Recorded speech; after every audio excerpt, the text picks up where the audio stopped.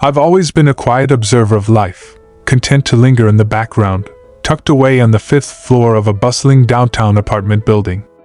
At 5'6", I've long accepted that I'm not the tallest guy around, but I like to think my careful observations and steady demeanor give me a presence all my own. That was until the day I first met her. I was returning from one of my early morning jogs when I stepped into the building's marble-floored lobby. The day was still young, the soft light of dawn painting everything in muted gold. As I reached for my mail, a sudden, unmistakable energy in the hallway made me look up. There she was, Veronica Sinclair, a woman in her late 20s whose presence was impossible to ignore. Veronica moved with an aggressiveness that seemed to command every inch of space. Dressed impeccably in a designer ensemble and strutting in stiletto heels, she radiated an attitude that was as pompous as it was magnetic. In that moment, I noticed her eyes sweep over the hallway and, yes, it happened. The words that I would never forget. Who the heck is this short man looking at?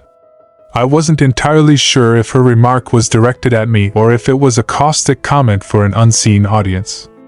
All I knew was that her tone was laced with disdain, and it sent a jolt of both embarrassment and curiosity through me. I could feel my heart quicken, and for a split second, I wondered, who does she think she is? To cast judgment so publicly? I shifted my gaze, trying to retreat into the anonymity of my routine, but the encounter had ignited something unexpected within me, a spark of intrigue about the woman behind that fierce exterior. Over the following days, my every step in the building felt charged with anticipation, as though I was unwittingly participating in a drama that was just beginning to unfold. I soon learned that my first encounter was only the opening act of what would become a series of unpredictable meetings with Veronica. One quiet afternoon, while I was tucked away in the building's communal lounge, engrossed in a dog-eared mystery novel, I sensed movement behind me. I looked up just in time to see her striding into the room, her eyes locking onto mine like twin searchlights. "Really, you must learn to mind your own business," she snapped, her voice low yet cutting. The accusation hung in the air like a challenge. I blinked, taken aback. I hadn't done anything overtly intrusive, merely existing in the same space. But her words were delivered with such conviction that I could only muster a soft reply. "I'm sorry? What did you mean by that?" Her eyes flashed with anger. "Don't play dumb," she retorted, crossing her arms in that signature, defiant pose. "I know you've been staring. Who do you think you are?" Her tone was abrasive, as if I were trespassing on sacred ground by merely being there. I felt a mix of indignation and reluctant amusement. I wasn't a man known for confrontation, but there was an undeniable magnetism in the way she held herself, a challenge I couldn't ignore. "I wasn't staring," I offered, careful not to sound defensive.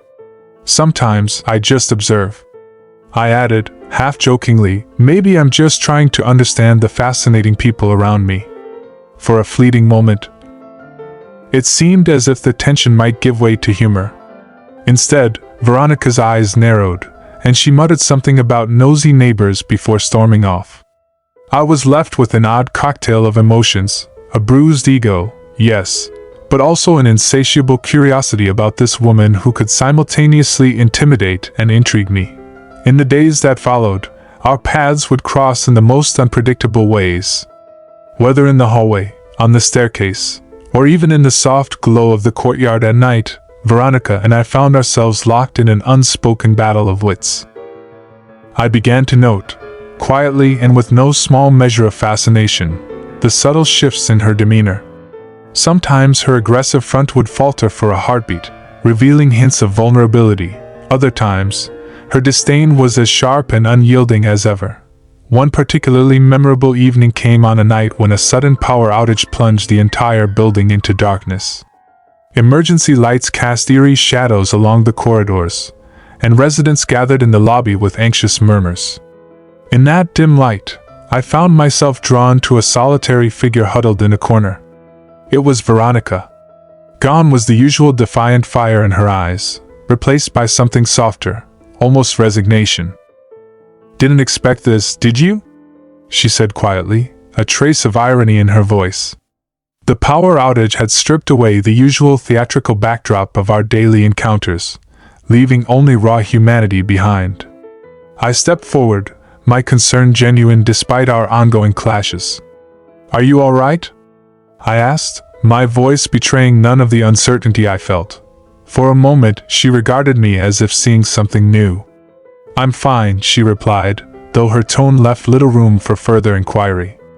In that moment, I realized that beneath the armor of aggressiveness lay a person who, like all of us, was vulnerable in her own way. As the weeks bled into months, our encounters grew in both frequency and unpredictability. I started keeping a small leather-bound notebook, a habit born out of a desire to understand the enigma that was Veronica Sinclair. In it, I scribbled down our conversations, her sharp retorts, and even the moments when her gaze softened, revealing a side of her that was rarely seen by others. One afternoon, I found myself in the building's modest garden, a rare oasis amid the urban sprawl. I was musing over some of my scribbled notes, when I noticed a familiar silhouette emerging from the shadows of the hedges. Veronica was there again, her posture as defiant as ever, yet her eyes carried a hint of something unspoken.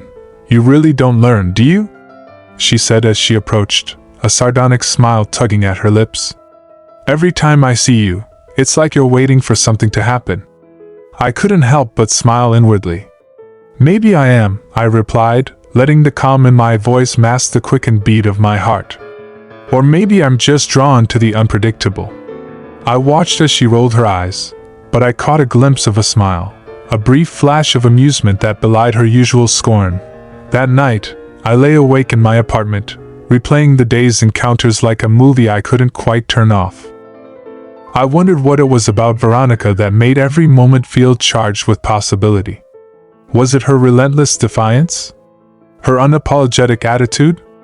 Or was it something deeper, a secret, perhaps, that she guarded behind layers of arrogance and hostility?